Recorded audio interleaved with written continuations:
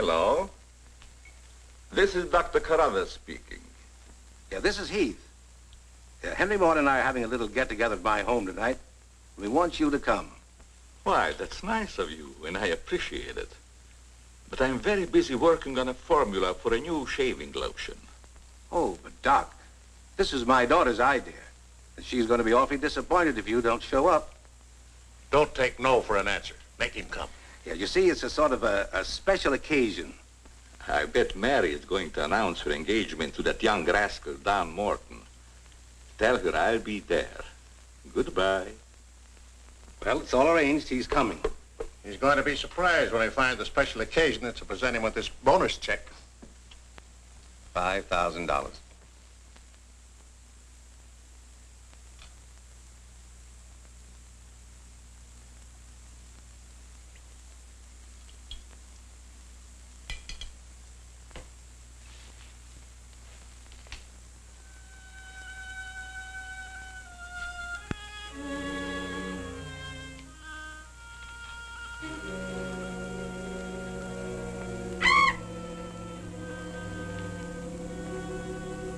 Good. You have not forgotten. You hate this strange oriental fragrance even while you sleep.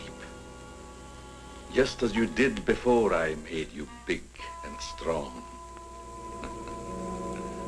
Now, if you detect the fragrance in the night, when you're fully awake, you will strike.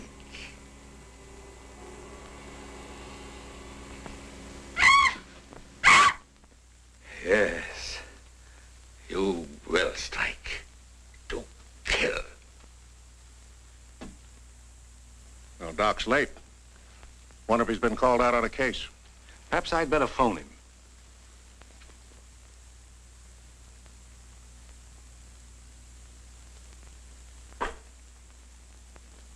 Now remember, Roy, Tommy, you're not to mention anything about this bonus for the Doc until after your father has presented it. Have you warned those two lovebirds over there? Perhaps I'd better.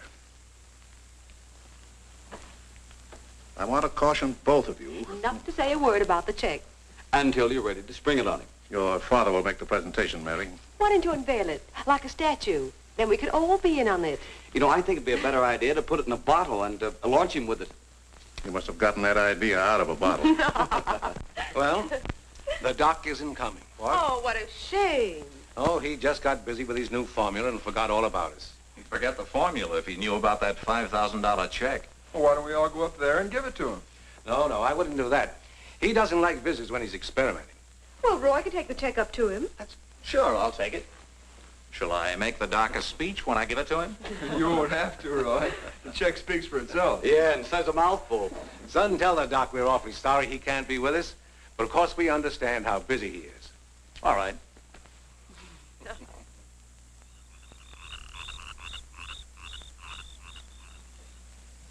Just a minute, Roy, and I'll be with you.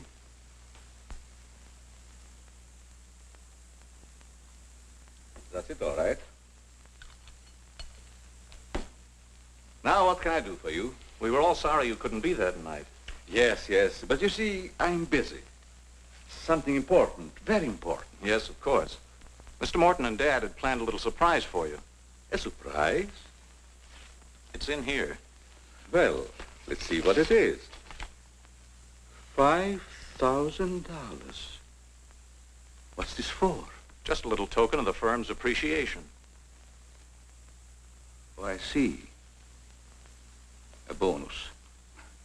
Well, it's awfully nice of you, Father and Mr. Morton. I will thank them personally tomorrow. I'll tell them, Doctor. Well, aren't you curious about my new formula? Yes, of course, only I didn't want to be inquisitive. What is it? A new shaving lotion. Smell it. Pretty strong, isn't it? No. The scent evaporates a short time after you've used it. Try a few drops. Now rub it on the tender part of your neck. Here.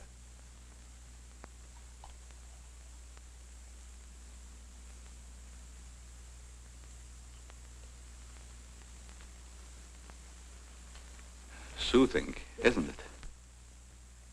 Yes. When will it be ready for the market? Oh, it's still in the experimental stage. I want to try it out on several people first and see if it works. Well, if you'd like to send me a bottle, I'll be glad to try it for you. Thanks. Good night, Doctor. Goodbye, Roy.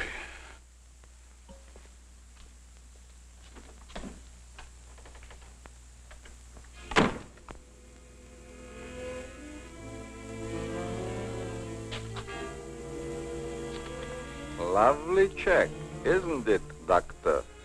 They are wealthy because of you. You made them rich, Doctor. It was your formula. Tonight they gave you $5,000 and wanted you to come down to their house and thank them for it. That was your money they gave you, like a bone tossed to a faithful dog.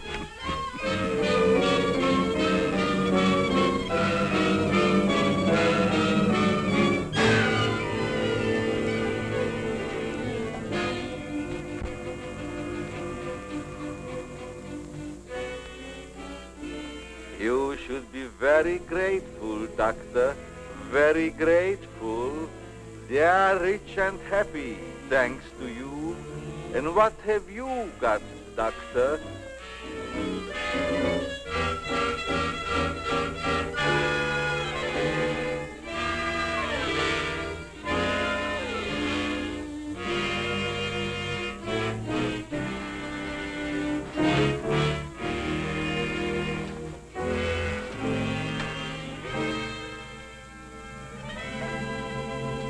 Tonight you have work to do.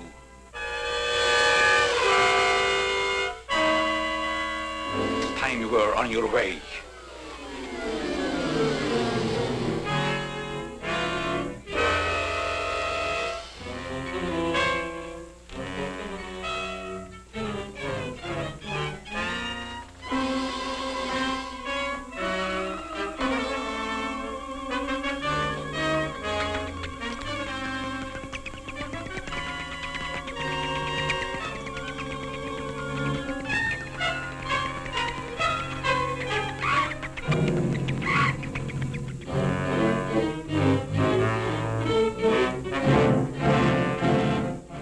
Tonight's a good time while our families are here to announce our engagement.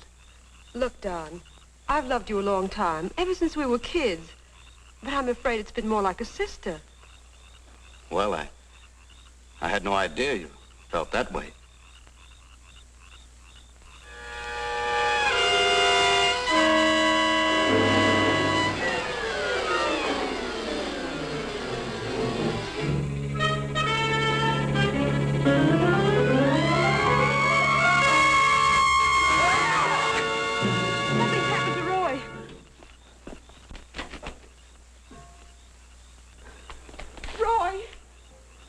I better call Dr. Carruthers. Oh, please, hurry.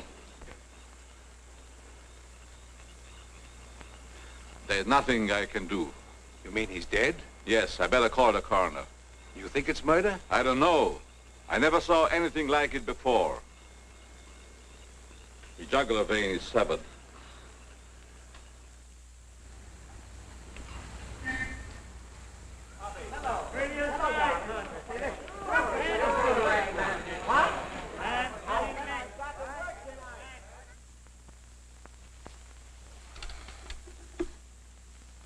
Send Johnny Layton in here.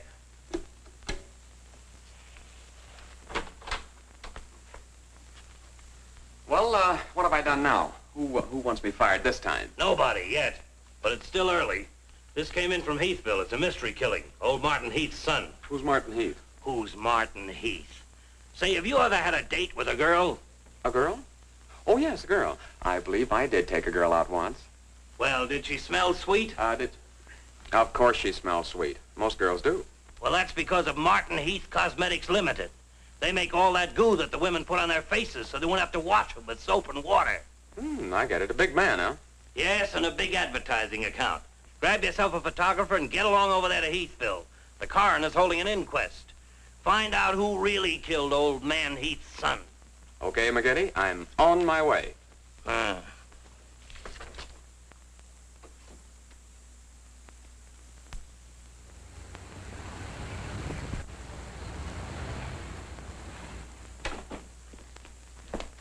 Chief Wilkins? Yeah? I'm Johnny Layton of the Chicago Register. Glad to see you. And this is my cameraman, One Shot McGuire. Hi, Chief. Howdy. Say, we're down here to cover that Heath murder, but we didn't get much information at the coroner's inquest. I thought maybe you might be able to help us. Well, I'm always glad to cooperate with the newspapers, providing they cooperate with me. That's the policy of our paper. Well, to tell you the truth, I haven't got very far with this thing myself. Oh, here's something that might interest you. It's a picture of the victim's wounds. Mm-hmm. You'll be able to see it better with this glass. Are these scratches on the neck and shoulders? Yes, but we can't determine the source. They're too deep for fingernails, too shallow to have been made by a knife. They're more like claws. That sort of bears out Dr. Carruthers' theory at the inquest of a wild animal. Have there been any circuses around here lately? No. Heard of any animal escaping from a zoo? No. Couldn't have been one of those African leopard men. They use steel claws. This isn't Africa. Okay, Chief, I was just trying to help. Chief, are you sure there's no clue you're holding back while investigating? Well, since you're going to work with me on this case, there is a clue, and a very weird one. The autopsy surgeon says that such wounds could have been made by the beak and talons of a bird. A bird? Why, there aren't any birds around here big enough to attack a man. How about an eagle? We know it wasn't a bird. How do you know that? Because we found several hairs on the shoulder of Heath's coat. Ah, Chauchet La Femme. They're not human hairs. What kind are they? Well, it may sound silly, but the laboratory test shows that they were from a mouse. Well, who ever heard of a mouse big enough to kill a man? Say, a bat has hair like a mouse. Well, the only bats around here are no bigger than sparrows. There was a peculiar odor about the wounds, but they were so faint and elusive that the police chemists have been unable to identify it. Then it does give us something to work on. Well, if the scent was a clue, it's been destroyed by evaporation. Say, Chief, do you mind if I do a little sleuthing around on my own account? Certainly not. Go ahead. If I can help you any, why... You can. Miss Heath seems to be the nearest to an eyewitness of the crime. I'd like to have a talk with her. Can you arrange it? I think I can. Well, Dr. Carruthers refused to let her speak to us. We tried that this morning at the inquest. Well, don't you worry about Dr. Carruthers. He's one of the finest men in Heathville. He just thought you'd add to Mary's grief so you could get sensational newspaper stories. I'll arrange an interview. Thanks, Chief. I'll keep in touch with you. All right. 48J. Miss Heath, did your brother have any enemies that you know of? Why, no. Everybody in the village liked Roy. Mm-hmm. Well, what did he do at the factory? He had charge of the experimental department where the new products are developed. Oh, here comes Dr. Carruthers. Hello, Doctor. Hello, Mary. I took a shortcut from my laboratory through a garden hedge. You met Dr. Carruthers at the inquest this morning. Yes. Mr. Layton, I hope you'll forgive me if I seemed a little abrupt. But I'm fond of Mary. And considering the ordeal she already went through, I wanted to protect her from dwelling too much on a tragedy. Of course. You were quite right. We're working on the case with the police now. Yes, I understand. Chief Wilkins phoned me. And if I can be of any assistance, just call on me. Thanks. Won't you sit down?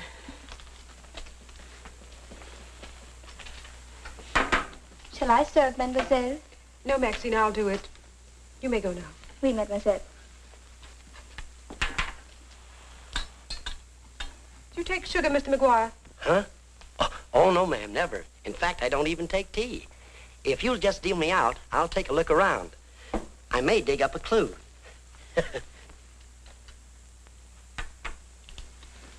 What do you think of Dr. Carruthers' theory about a wild animal, Mr. Layton? Well, frankly, I don't think much of it. I can't say that I blame you. But I, as a scientist, take many things into consideration a layman might overlook. For instance? The jagged nature of the wound, the rapidity with which the murderer escaped, the scratches from talons or claws. But when an animal attacks a human, there's bound to be a lot of noise.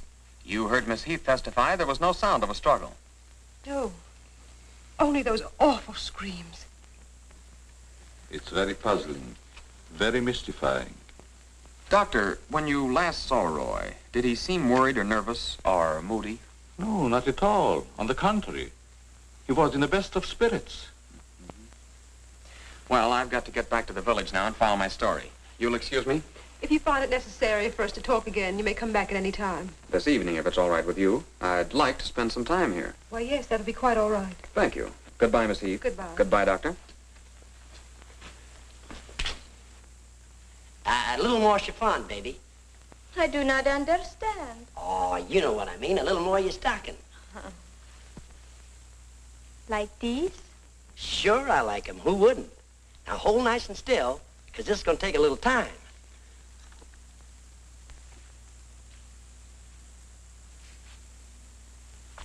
Well, if you're going to shoot, shoot.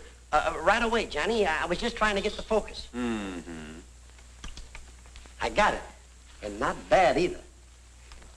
I'll be back in a minute, Frenchie. And don't worry none about those werewolves, because nothing's going to harm you while I'm around here. You make Maxine feel so calm. My big, brave journalist.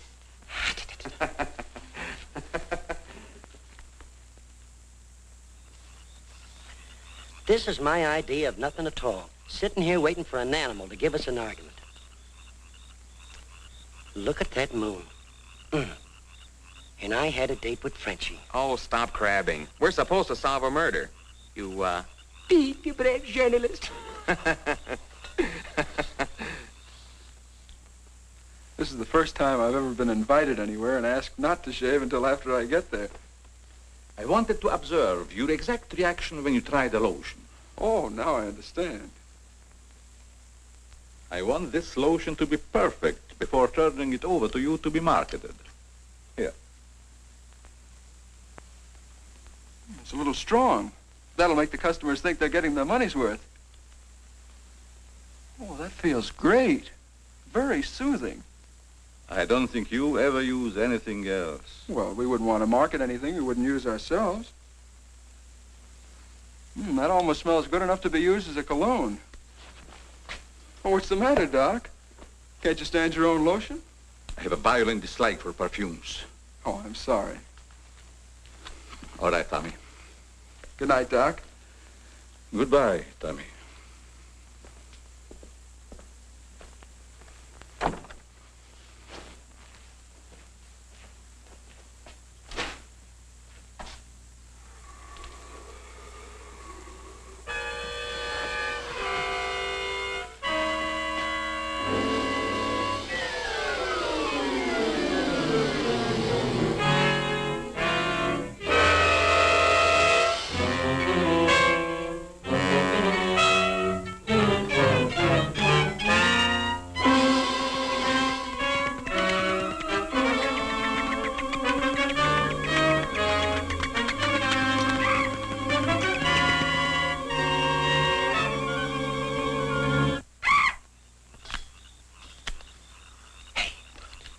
What's that? Where?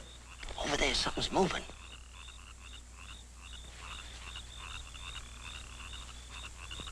Come on out of there, whoever you are.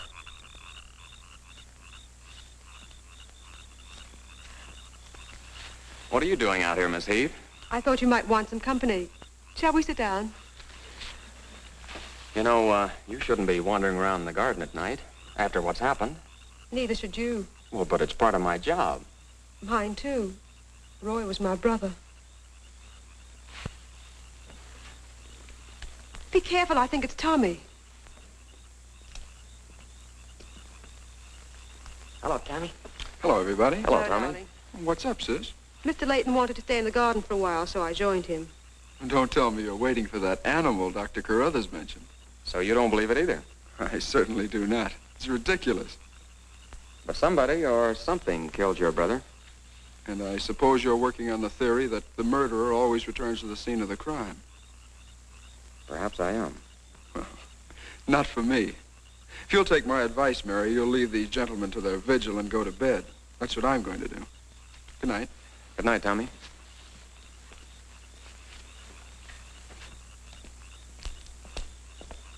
I don't think your brother likes my being here. Oh, you mustn't mind Tommy. We're all terribly upset. I know.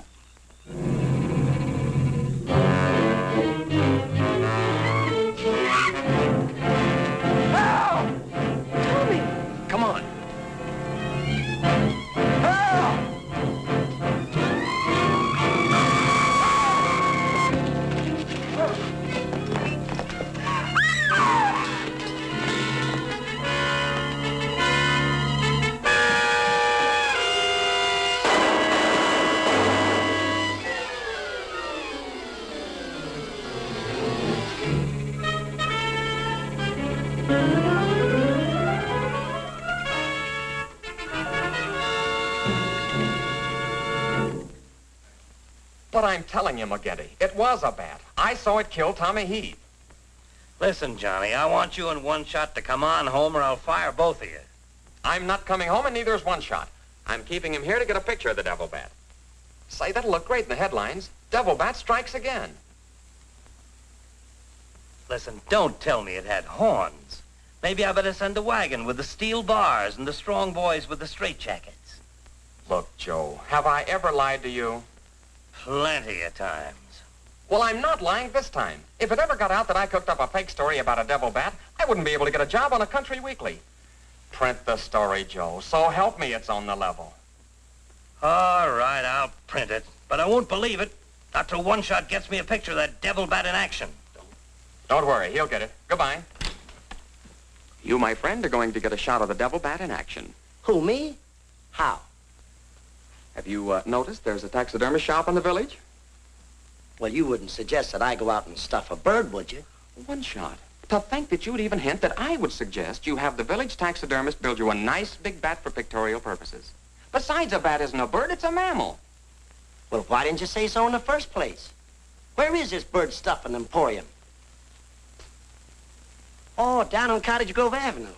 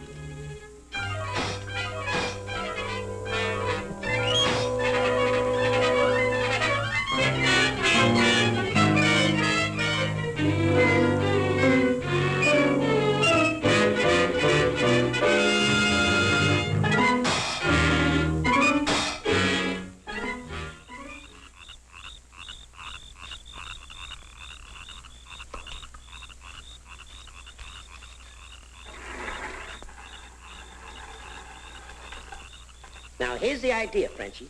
You hang on to the bat till I get my camera set up. And when I raise my hand, you give the bat a good shove, and it'll swing out just like it's flying. Then I can get a swell picture from my boss. Get it? Oui. I am wise, no?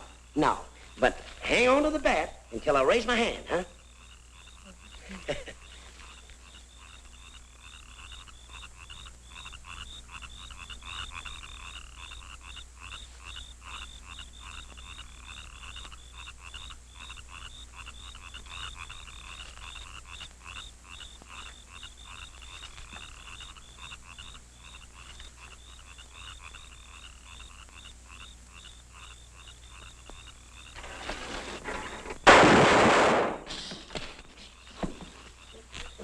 Sherry, are you hurt? Say, what's the idea of breaking up my devil bat? I'm going to make you pay for that. And I'm going to take you to jail until you explain this. Come on. You can't do this to me. I'm doing it.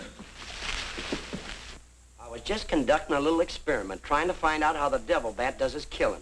I'm sure McGuire didn't intend doing anything wrong. He's just a little overzealous about his work. Yeah, with the town in an uproar, and everybody terror-stricken, wondering whether he's going to be the next victim, I don't want any more trouble stirred up, even with an artificial bat. You'd better get back to the hotel. I want to talk to the chief alone. Is it all right, Chief? Yeah, but be careful in the future. Ever smelled anything like this before?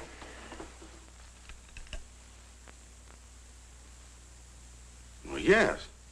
That's the same stuff that's been on every one of the devil bat's victims. Where'd you get it? Found it in Don Morton's bathroom. Find out where Morton got it? No, I didn't want to arouse suspicion by asking questions till after it's been analyzed. You think it has any connection with the murders? That's the way it strikes me, but I can't figure out how. I'll get the police cameras on it right away. I'll snoop around, see if I can find out where Morton got it. Well, it probably came from down at the Heath Cosmetic plant. I've men working on a theory of a disgruntled factory employee committing the crimes. It's certainly more than coincidental that all the victims have been members of the Heath and Morton families. Yeah. Looks like a plot to wipe them all out. I wish the rest of them would leave town until this crime is solved. You're worried about Mary, aren't you? Well, yes. I've been urging her to leave, but she won't go without her father.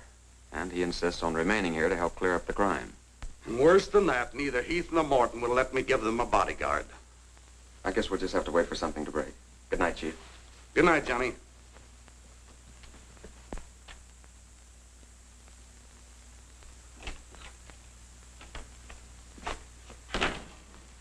Boy, have I got a picture that'll knock McGinty dead. Meet the double bat. Well, how about that wire? Looks as if the bat's on a flying trapeze. Oh, but I'm not through working on it yet. See, I can touch this picture up so the bat will look like he's got nothing around him but nothing. Okay, Rembrandt. You win.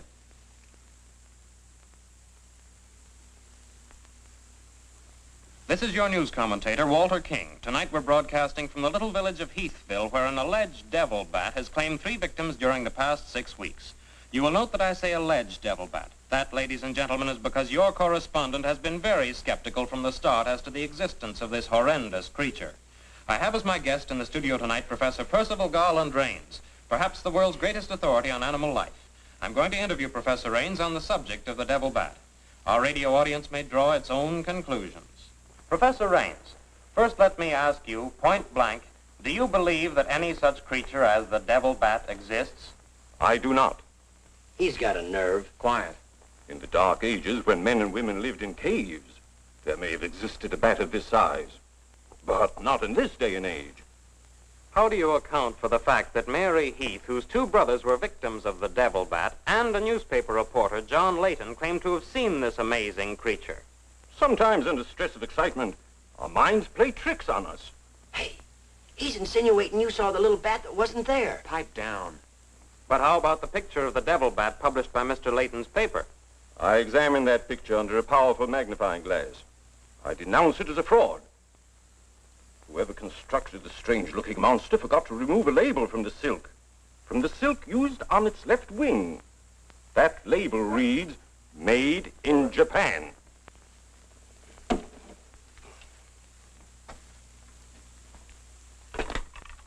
Put through a hurry call to Heathville. I want to talk to Johnny Layton. He's at the Heathville Hotel. One guess who that is. Yeah, McGinty.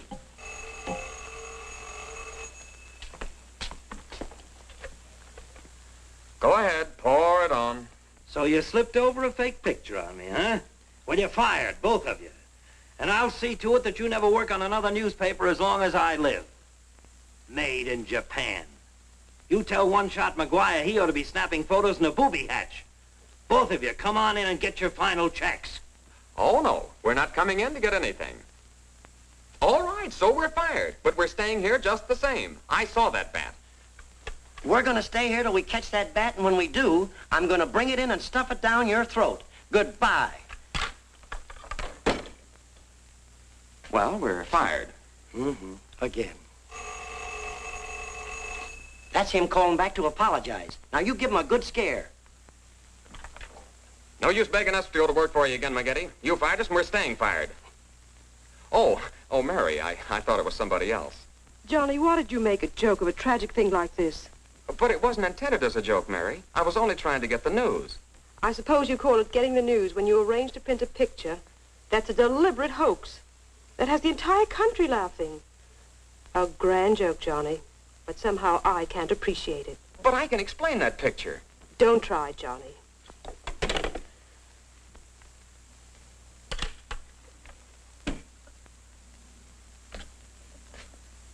Made in Japan. I ought to skin you alive and nail your hide to a barn door.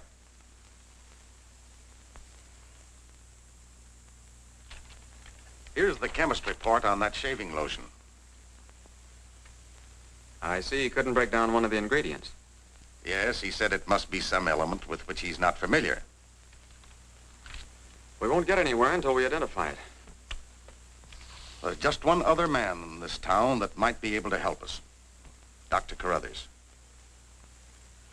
Yeah, Carruthers could help us. I found out he compounded that lotion. Well, if you suspect Carruthers, you're barking up the wrong tree, Johnny. He's the last man in this town that would harm anyone. Why, everybody loves him. Maybe so. But here's something else I dug up. The Heath and Morton fortunes are based on a greaseless cold cream formula Dr. Carruthers invented. So what? All the doctor got out of it was $10,000, and the others made a fortune. Well, it's common knowledge that he sold out for cash when he could have had an interest in the firm. Just the same, every victim had this stuff from his laboratory on him. Maybe you've been working too hard on this case, Johnny. I'd like to get his reaction on the stuff. If he denies knowing anything about it, we'll know there's a tie-up somewhere. I think you're balmy. But just to show you that I'm following up every clue, we'll talk to him. We'll, put this in another bottle, and without telling him we know he compounded it, ask him to analyze it. Doc, I hope we're not upsetting your work barging in on you this way. No, no, not at all. I'm anxious to help solve these crimes. All the victims were very dear friends of mine. Here's a sample of the stuff young Morton and the two Heath boys had on them when they were attacked by the devil bat. Of course, it doesn't make sense to me that a bird would choose only people using that particular stuff. A bat is not a bird. It's a mammal. Well, anyway, our police chemist couldn't break down one of the ingredients. We thought perhaps you could. Why, I compounded this myself. It's a new shaving lotion I'm experimenting with. The ingredient your chemist couldn't break down, I discovered years ago in Tibet. How did you happen to put it in a shaving lotion? Oh, the lamas use it in some of their religious rites as a perfume. The scent is very pleasant and can't be imitated by competitors. But what were Don Morton and the two Heath boys doing with the stuff? Oh, it is the policy of our firm to try out any new product before marketing it. Well, that knocks our theory into a cocked hat. Yeah. We were hoping the unknown ingredient might turn out to be some sort of a clue. This isn't the kind of bottle I give it out in, but I presume your chemist changed it when making the analysis. Yeah. Is there anything else I can do to help? Tell me, did you hear Professor Raines on the radio last night? Yes. It was very interesting and very asinine.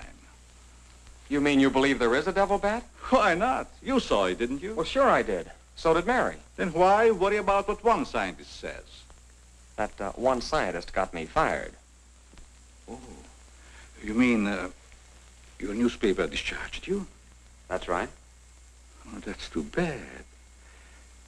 Then you're believing Heathville before the mystery is solved. I'm afraid not. I'm going to stay here and work with the chief. Since you're going to stay here for a while, I would like you to try out a bottle of the new lotion and tell me how you like it. And you too, Chief. No, not me, Doc. If my wife ever smelled perfume on me, she'd suspect me sure. Well, Mr. Layton, I understand you are not married. All right, I'll try it in the morning when I shave. You got him. Listen, Johnny, I'm going to cook that bird personally for McGinney, and I'll even stuff it myself.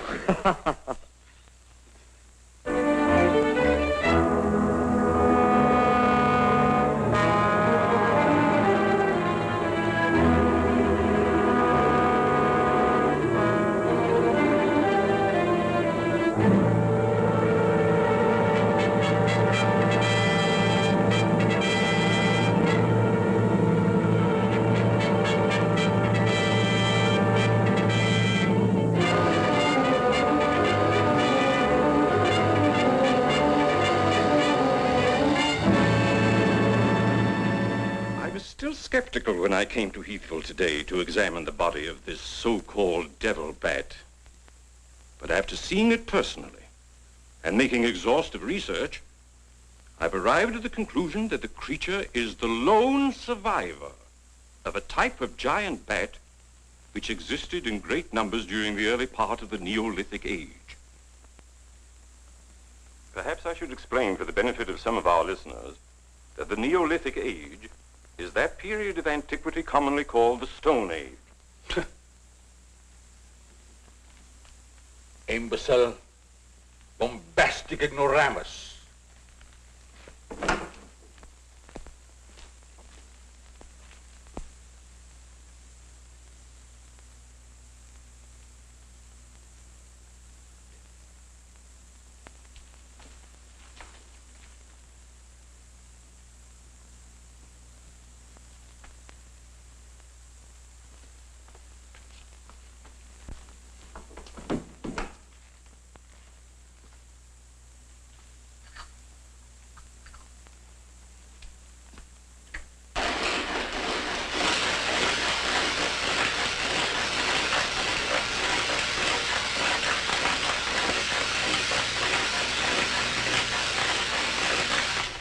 McGinty, but one shot and I are not interested. At your prices. Of course, if there was a raise of, say, $30 plus a fat bonus, we might consider it. You're hold-up men, both of you. I refuse to be robbed. Have it your way, McGinty, have it your way. But we have the Bats Corpus Delicti and the exclusive picture. Of course, I've got an eyewitness story that 2 syndicates are bidding for. And don't forget, you gotta pay us for the time we were fired. That's better.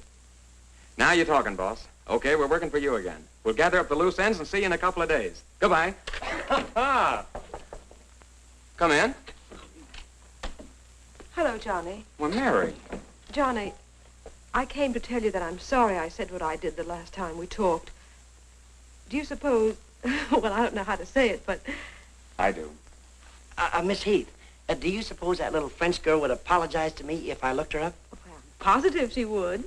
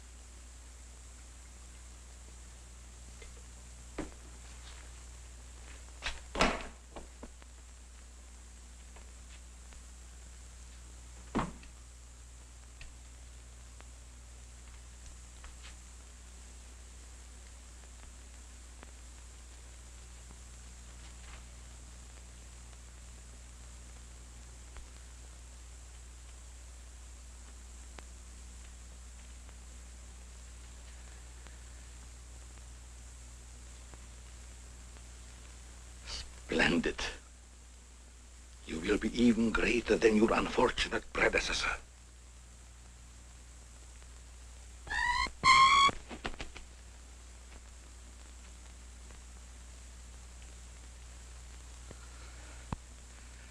Enraged, aren't you?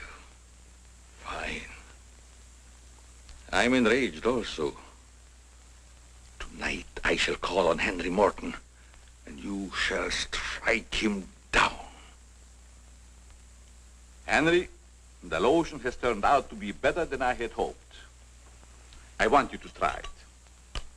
Well, just leave it here, Doc, and I'll try it in the morning after shaving. Smells good, doesn't it? Yes, but isn't it too strong? No. Evaporation quickly tones it down just to the right scent. Rub a few drops on your face. Well, I'd rather wait until after I shave. Then my skin will be more tender and receptive to a lotion. Just a little here. The texture of the skin there is always very delicate. I give you a few drops in your hand.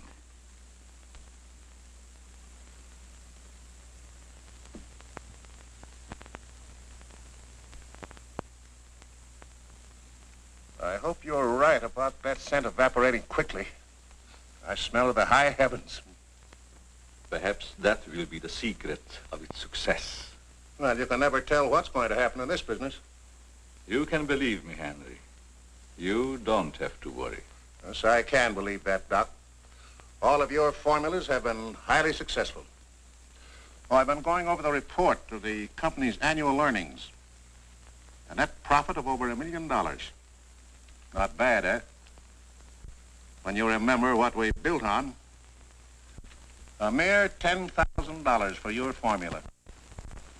You shouldn't have demanded all cash, Doc. You should have ridden along with us. Then you'd be rich, too. Well, but then you've had a lot of fun in your laboratory with your experiments, dreaming up something new. You're a dreamer, Doc. Too much money is bad for dreamers. So you try to pay me in flattery, telling me that I'm a dreamer.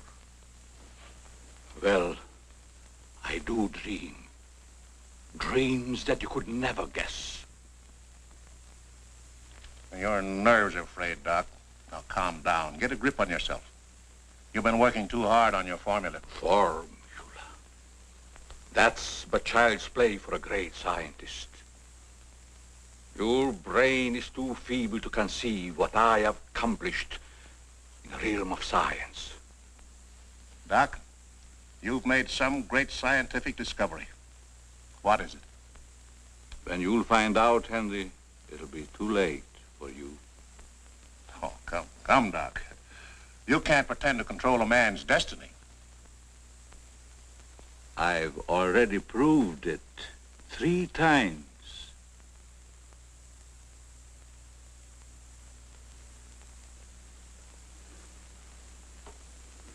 I'm sorry. Perhaps you're right, Henry, about my working too hard. I guess I'm a little tired. I better go home and get some rest. Sure. A night's sleep will do you good. Good night, Doc. Goodbye, Henry.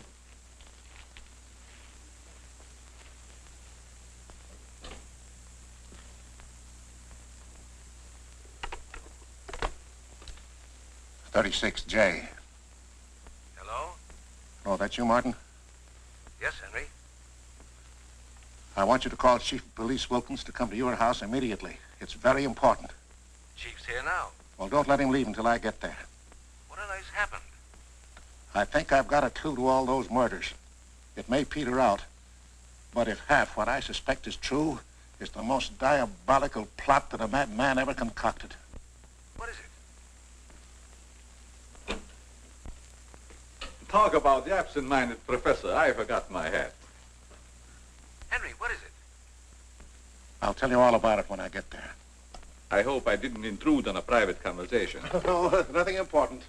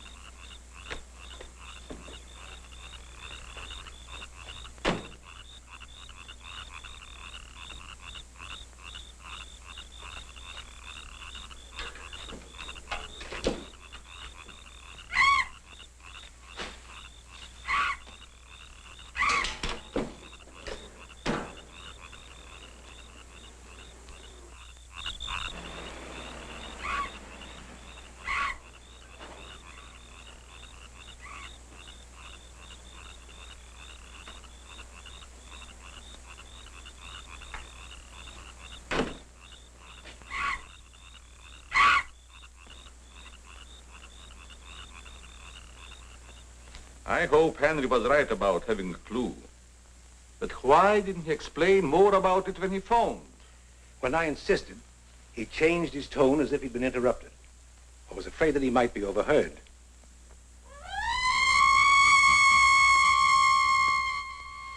What is that squeaky sound? Oh, just some night noise. Help!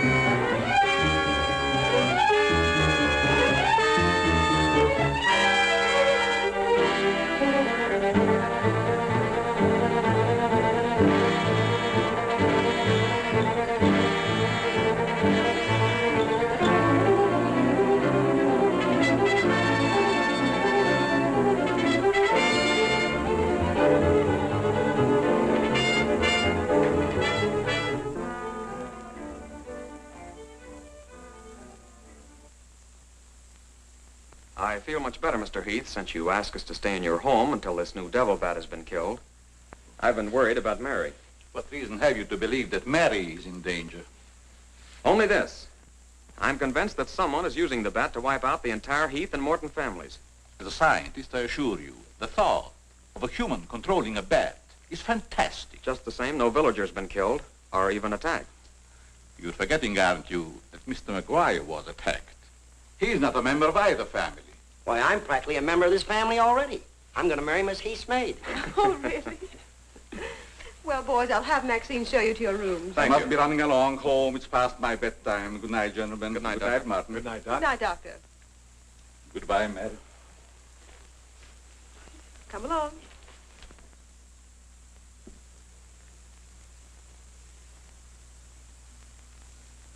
Maxine? Oui, mademoiselle.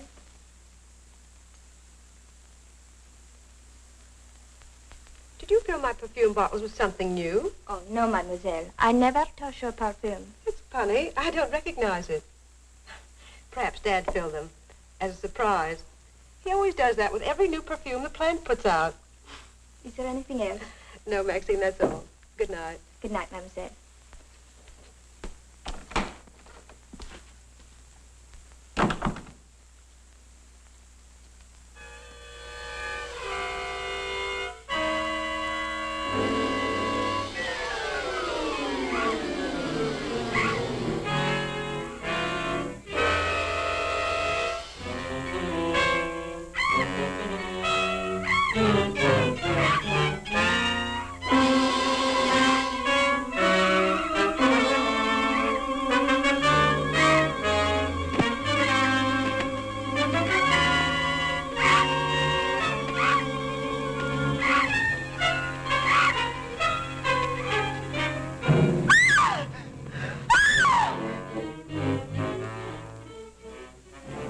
Mary, what happened? It was trying to get in the window. A big bat. Oh, it was awful.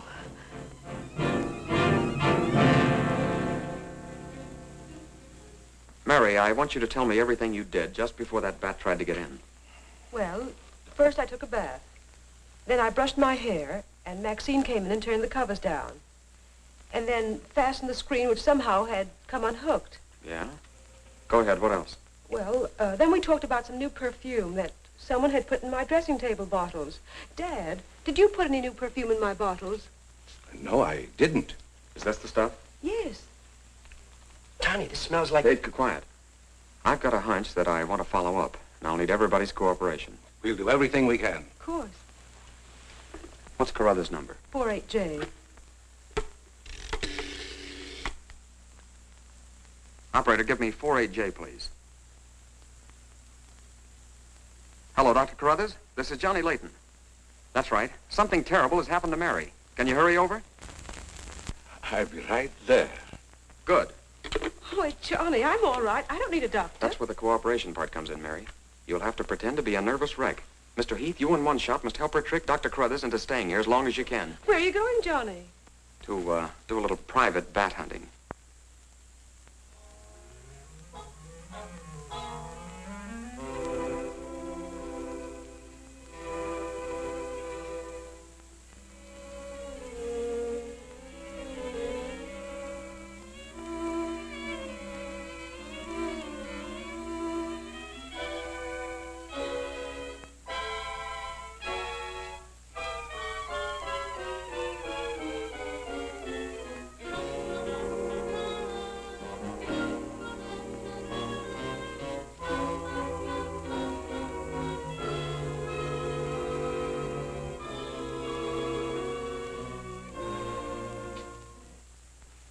The devil bat tried to get through that window. If she's suffering from fright, I give her a sedative.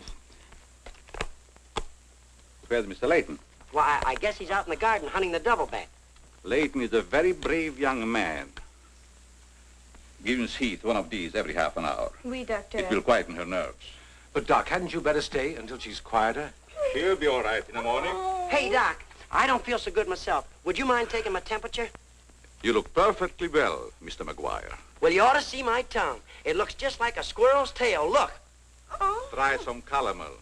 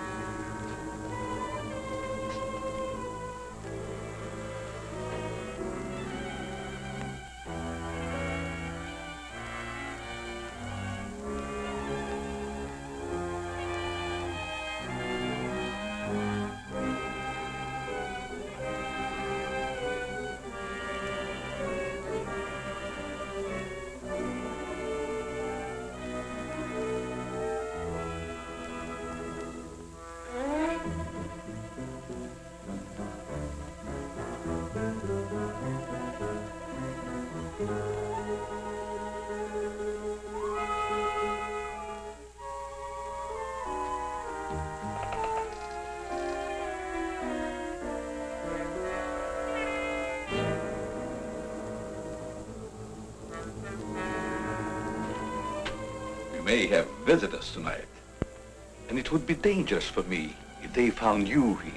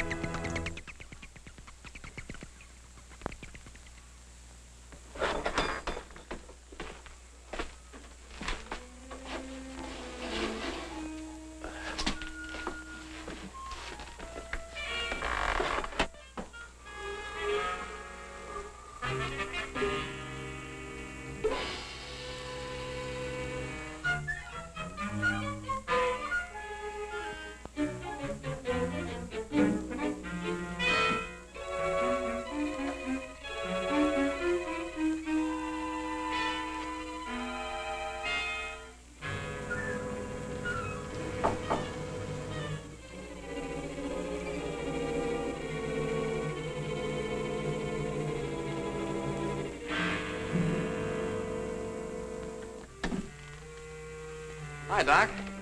I hope I'm not intruding. No, not at all. I heard you were out stalking the devil bat. Any success?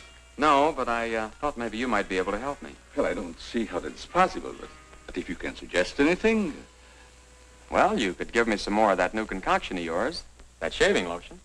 But how on earth could that possibly help catch the devil bat? I've still got a crazy idea that if I douse myself with it, it might attract the killer. I don't see how you can connect the two. But there is a bottle of the lotion on the table. Thanks.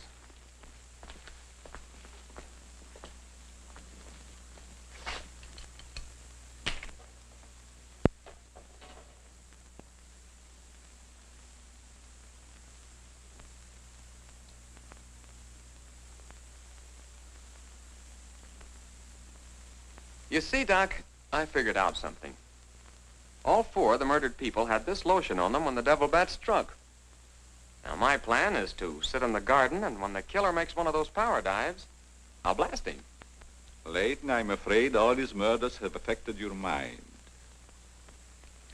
Maybe you'd like to come along, Doc, and be an eyewitness. I'm sure it would be just a waste of time, but I'd be glad to watch your experiment.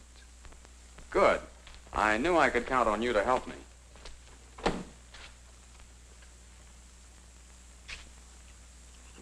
I tell you, Leighton, expecting a bat to be attracted by the scent of a lotion is all foolishness. I think I better run around. Ah, sit down, Doc. The devil bat's behind schedule tonight.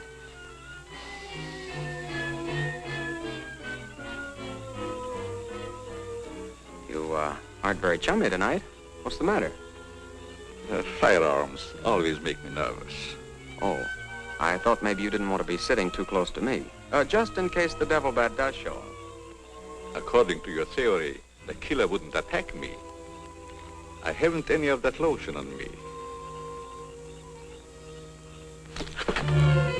You have now, Doc. Why did you do that? To make it a 50-50 proposition, Doc. Now sit down, and don't try any shenanigans.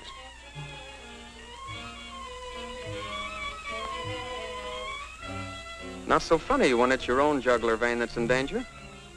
Is it, Doc? I I don't know what you're talking about. Maybe you made a mistake when you let that devil bat of yours out of the attic tonight. Don't worry about the bat killing you. I'm saving you for the hangman. Tell me, Doc, how did you develop a monster bat like that? You wouldn't understand the scientific theory.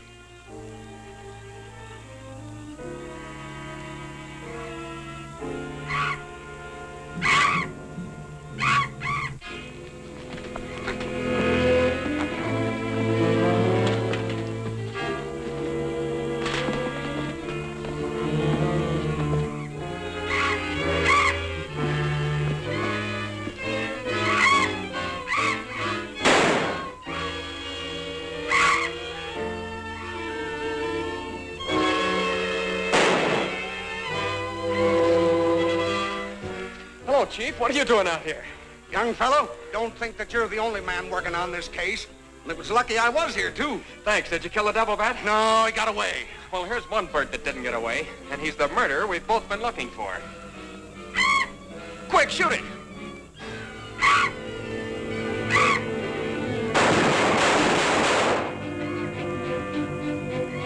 Where is it? It's gone. And so's the doctor. Did you get the bat? What happened? Doc Carruthers is the murderer, and he's hiding somewheres in the garden. You fellows get back to the house and guard Mary. Come on.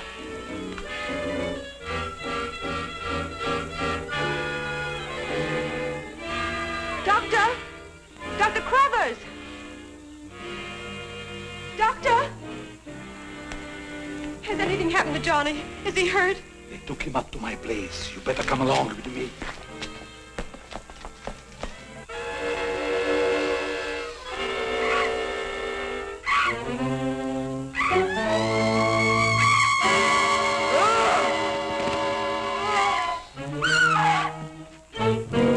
That was Mary.